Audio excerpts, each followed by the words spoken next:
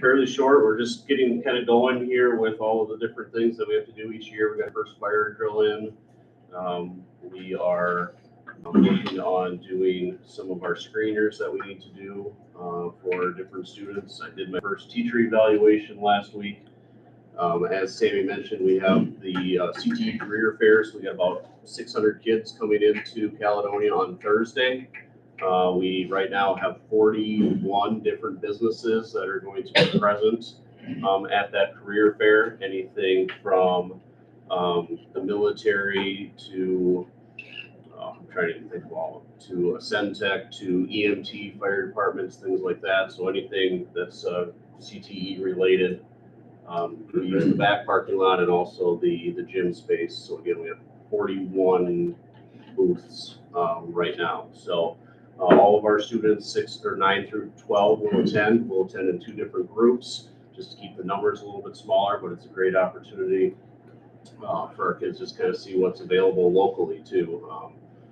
And we're going to do a little bit of this year we're going to do something a little bit different where we're going to try to do we're going to ask some questions to the students before their career fair, just to get them thinking. And then we'll also have some follow-up reflective questions about what they learned and what their biggest takeaways.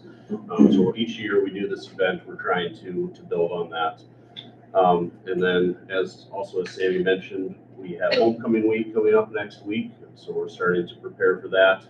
We will be doing the parade on Friday the 26th, weather permitting. And that is at 2 o'clock. So we run some alternative schedules on Thursday and Friday just for all the different events. The other thing, academically, the benchmark reports came out last week. I don't know, but just kind of looks at for our students, how do our scores stack up, where are some areas within them where we are doing, very well, and where are some areas that we can try to improve. The reading benchmark reports aren't overly helpful. They're pretty blah, I would say, and that's just the way that they're set up. The math definitely gets more in depth and tells you exactly the areas that we can try to improve on. So I do those for 3rd grade through 11th grade. The science ones are normally very in depth as well, but they are not coming out until later this fall, whatever that means. And that's because it was a new science test this year. And so they're not publishing the results just yet. So we're on the lookout for that. So trying to look at some of that data and dig in and figure out where we can try to improve academically in those areas. So those are kind of some of the big highlights. Some other questions? Those are the MCA scores, or is that separate? Yep, that's MCA scores, but what they do is they break them down by benchmarks. And so they'll actually, in 3rd grade, there's 20 different things. How did you do on each of those 20 things? Did you do some areas you do really well in, and here's something that maybe we need to focus on. So that's separate than from the final results that come later? Broken down even a little further than the final results. But I'm just saying, when are the final results coming then, or is that included in like the benchmark results? They were already The final numbers came out? Yeah. We did a little bit of digging, or Craig did a little bit of digging, I should say, that I did some digging, and I don't know if that went out in a board update or not. It's on that School Digger, where it looked like we were in the top 6% within the state of Minnesota right now. So it doesn't mean that we don't have areas that we want to improve or areas we think we can really shore up. But it also, when we stack us up against other schools in Minnesota, which I think Minnesota sets a pretty high bar, we got a lot of stuff to be proud of. So Cool. Excellent. Any questions for Mr. Bowler? Mr. Wallstrom?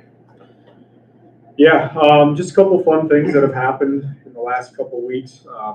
Some elementary kids made it to the school forest in collaboration with some high school kids, which is really fun to see. It's awesome for the elementary, but just as awesome for the older kids. Running them through activities and leading the younger ones and stuff like that, so that was really cool. On 9/11, in pretty much, I can't speak for every single classroom, but there's a lot of learning that takes place with the history of 9/11. I would like to highlight Mrs. Engen's thing that she does every year. Really a cool activity for the kids. They learn about for multiple days leading up to it, as fifth graders, they start diving in a little deeper with 9/11 and the significance of it. You know, as kids get older, obviously can handle a little bit more. Multiple different lessons, and then the culmination is really cool. They learn about this story about the man in the red bandana, and if you ever Google that or YouTube it, it's like ESPN has like a little short documentary, and it's one of the many tear-jerking stories.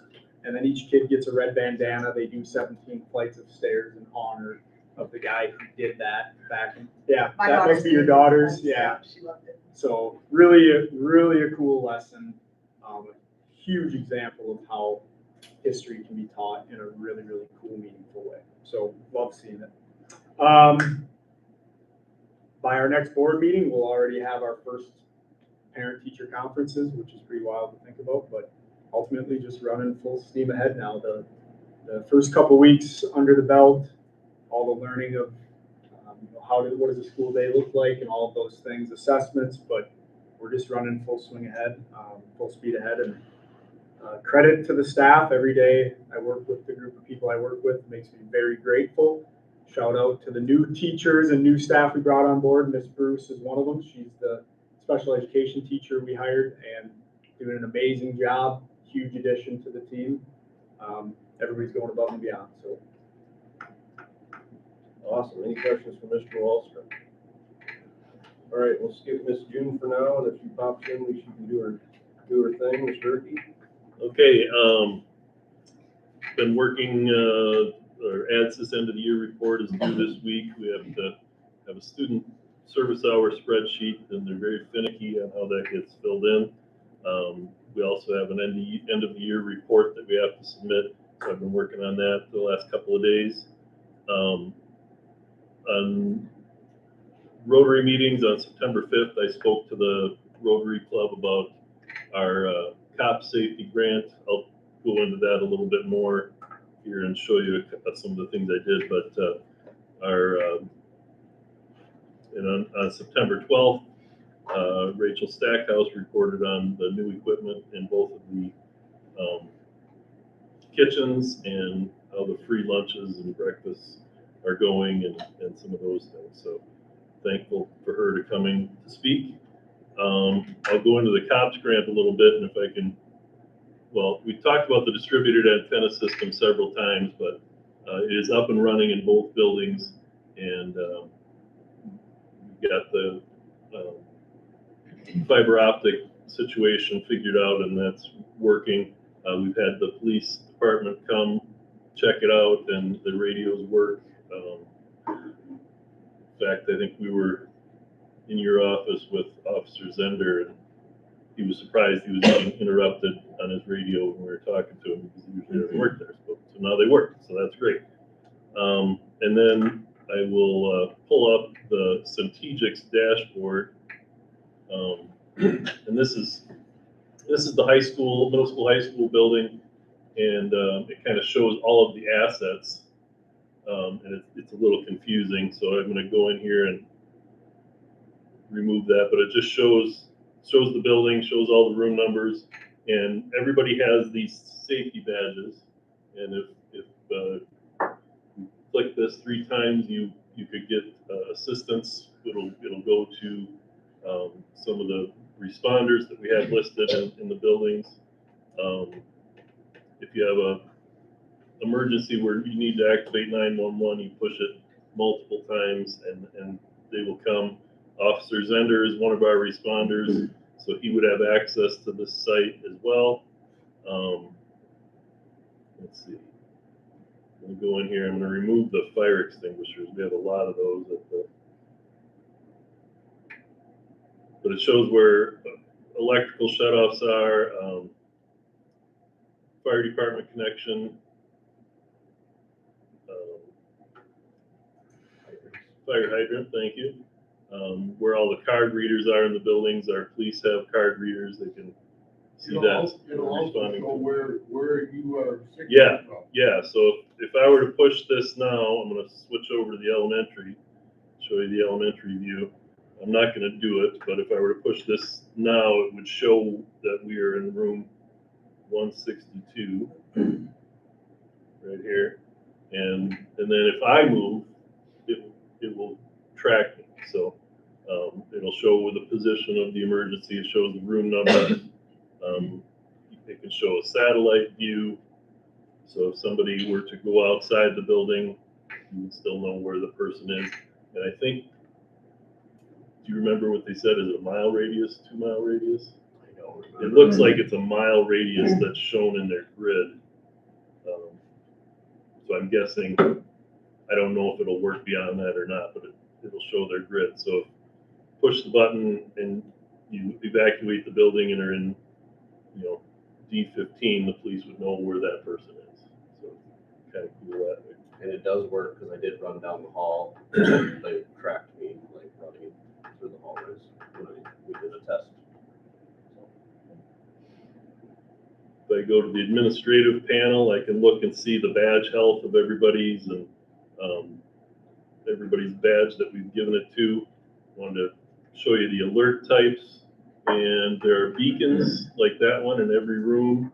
The gym has several on the wall that are bigger that will light up if we go into one of these different modes. There's a red is a lockdown, a white is a staff alert, a blue is a secure, green means to evacuate the building. Orange would be just the shelter in place. Purple would be a hold, and we haven't used this yet, but if we potentially use this for like a medical emergency where we have EMS coming in to transport somebody so that we wouldn't interfere with that. So, questions on this? There are strobes outside as well, so if you look, especially at the middle school, high school, like when you walk, or when you drive to the back parking lot, about every third post has one on it, and so you do see them outside as well, and just obviously make sure that nobody's going in when something. So, And those are battery operated, those units? Those are hardwired. These are all battery operated, and it sounds like they last 2 or 3 years. They are battery operated also? Yes. Do you know where they're hooked up at? Battery? Or are they just right in, just like a smoke detector? Okay. So it just ties into the Wi-Fi, or is it Yeah, Bluetooth, I Bluetooth, believe. not Wi-Fi? Yeah. How many of those units do we have, that, like a ton of them? One in every room. Not there. I know, remember you were like, hey, could I get one of those in my room? And That's not what I I said. think that's what you said. That's not what I said. We're live here. But What I said was I didn't even notice it. oh, okay. Yeah. Can I get one? I remember it differently, but we'll go No, with yours. but no, I didn't, it was there for weeks and I didn't even notice over the summer. Yeah. I noticed all the dust on my desk and I was looking up because I was like, somebody was monkeying in the ceiling, and it took me a few weeks to get it. But, yeah. So it starts like beeping when the batteries are running low, and I think, it's all part of the programming, it'll tell you, warn you, right, Craig? It'll give you an email. That's a good question. I only knew about checking the batteries on here. I can look at the battery health and everything, shows all the badges are healthy.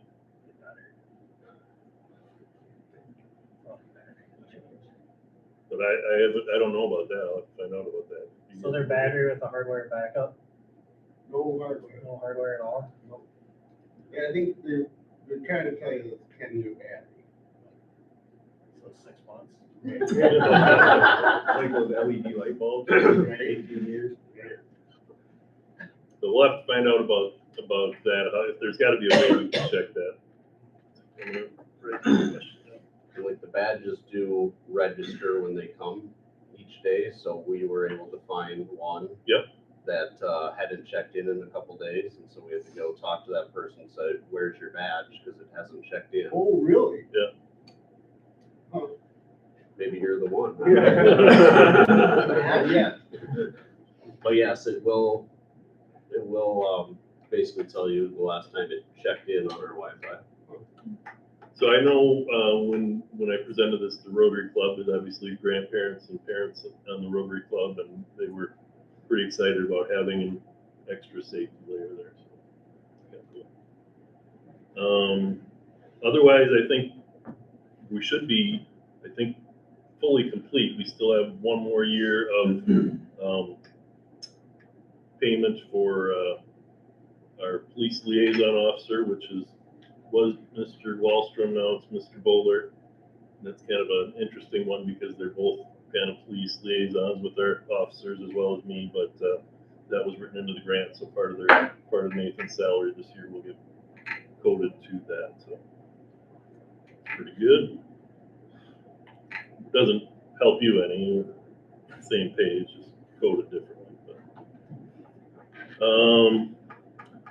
And to echo what John was saying, I'm really proud of the staff that just working hard and building relationships and getting the year off to a great start. So that's awesome. The other, got a little tidbit of joy. We have a student audit coming up next week. Minnesota Department of Education is going to come down and make sure that we have the students that we're reporting and the time that they're spent here is factual, and we're not making up students or anything like that. I've never been through one of those, and obviously Nicole is our Mars coordinator now. She has not been through one of those. I think we're going to circle back with Cindy Colleran to see if she's ever been through one, to give us an idea of what we can look forward to. Is the purpose of that just like how much revenue you're generating per pupil? Yeah, I'm not sure. She said it's a random check, and we randomly were selected to be checked, and I think they just pull like 6 students and then check them and make sure they're actually here, present, and that type of thing. That's about all I have. All right, thank you, Craig. Barb? You guys proved the maximum proposed levy. They're still doing runs, they have a lot of retirement, so there's some fixes in the programming happening, so by September 30th, we'll have to lock in what the maximum will be, and I'll send that information, the levy information out next week. Monday, Southern Service Club has their meeting on the levy system that I'll run through with some MDE personnel come down to do that presentation. Just looking for efficiencies in our smart finance system, and so we've put in the process electronic signatures for purchase orders. So there's less paper having to be printed and shuffled around. Just following up to make sure our staff is highly qualified, just attending a bunch of meetings and health insurance, Waterway Committee, HVED, and then doing a lot of reconciliation and reporting to MDE and audit. Auditor will be here October 20th. For me? Questions for Barb? Thank you, Barb. Old business, strategic plan update. We have officially finalized the strategic plan, the action plan, I should say, of the strategic plan. So you all have the copy, correct? Or everybody, I don't know where they stopped, but. Oh, yeah, Scott, anybody who wants a copy, there should be one there. So this is it, folks. I'd just like to say thank you guys for all your hard work on this. This is a big project, and you know, we all worked together pretty good, I think. So we got her done. Let's just follow through with it and see where it takes us. Anybody else have anything to add about the strategic plan? Questions, comments, anything? I can say I already got an email from a community member today. Our 6th graders went to the Claudia House again today. Our plan is to go once a month, and just that all the residents were smiling and happy, and it was great to see our kids there. So I'm excited about some of the things that we've come up with at the middle school, high school. So Awesome. I think it'll be very impactful. So. Well, that's good to hear. And anytime you have stories like that, pass them along. That's cool. All right.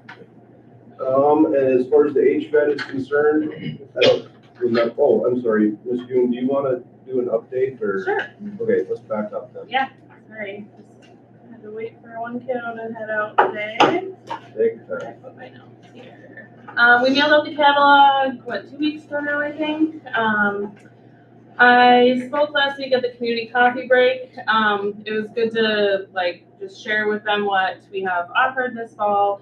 And then I was able to ask a lot of questions about how they receive their information, where we should advertise, things like that. So it was really, I think it was a really good meeting to be a part of. Let's see, we've had a lot of hand, foot, mouth going around the daycare. So I've been subbing for staff who are out with their sick kids or who are sick themselves. Let's see, coming up, working on our Parent Aware application for preschool. Our rating for Parent Aware determines the funding we get for scholarships that we can offer. So that's due here in a couple weeks. And then just upcoming classes, we have ECFE, Retirement Cornerstones class, Junior Robotics, Intro to 3D Printing, and Defensive Driving. Those are coming up in the next month. So that's all I got. Excellent. Questions for Ms. Vaughn? June, sorry. That's okay. Reverting back to the old days. It's okay. All right, thank you. Moving forward, the HVAC project update. At the last meeting, we did decide to make a committee dedicated to HVAC transportation. And so that first committee meeting is tomorrow night.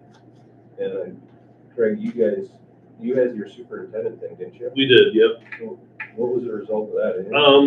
There were a lot of questions, or not really questions, but there will be a lot of logistics with certain kids not being able to ride on the same vehicle. So I think everyone was in agreement, yes, we need to get together and figure out how we're going to coordinate and do this in a smart manner. But one guy said, well, we're not thinking about putting all these kids on one vehicle and going. No, I don't think we could do that, but. For those of you who are not in the loop on that, right, when we go to one central site in supposedly January, the discussion would be having HVED kind of coordinate the transportation to Winona versus all 12 districts kind of doing their own thing, trying to get their kids to Winona. That's the idea. So the superintendents met, and there's a committee meeting tomorrow. So hopefully we can get something ironed out in that department to make things easier on each individual district. Yeah, and HVID doesn't have very many vehicles. And so, yeah, it would be good to hash it out and try and figure out what to do. I know, there's a couple different ways to get to Winona from Caledonia. You can either go through Crescent and up, or go through Houston that way. And Spring Grove would probably come through Caledonia. Mabel would probably go through Rushford. So we talked about maybe having potentially 3 different hubs, so to speak, where it would be potentially Caledonia, Rushford, and Lewiston, I think was the other one. Everybody kind of funnel through. Well, Maple, right? Yeah, Mabel would probably go through Rushford to get to Winona, but And maybe get the Crescent that way. yeah, I mean, you can do the south route and north route, who knows? But Yeah. the point being is, hopefully it'll be more efficient, cost effective than having 12 different schools doing their own thing. So, the only other thing there,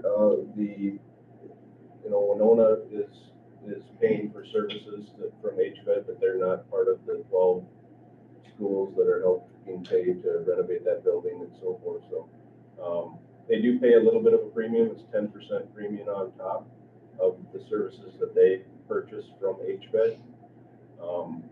But I guess I was encouraging the board to consider bumping that 10% premium up a little bit to encourage Winona to join HVED and help share in the cost of renovating that building and keeping the lights on, etc. So we'll see where that goes. They haven't really looked at that in quite a while, and evidently there's going to be a new formula they use when we move into the new building to kind of figure out what non-member districts are going to pay for services from HVED, but I have yet to get that formula, so I don't know what that is. But anyway, that's the news from up there. Still on target to get in January 6th. That's what they're saying.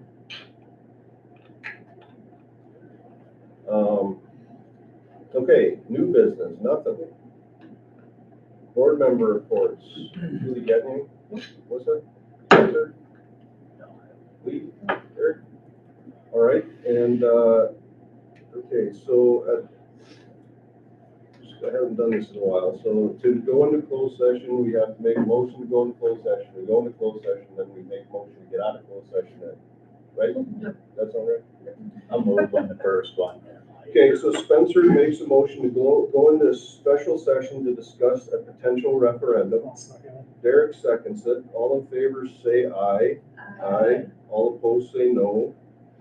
Okay, so that carries a 6-0, and it is 6 o'clock on the dot. Okay. So if any, I guess we gotta dismiss any non-school board members, or how does that work, Craig? Yep. Okay.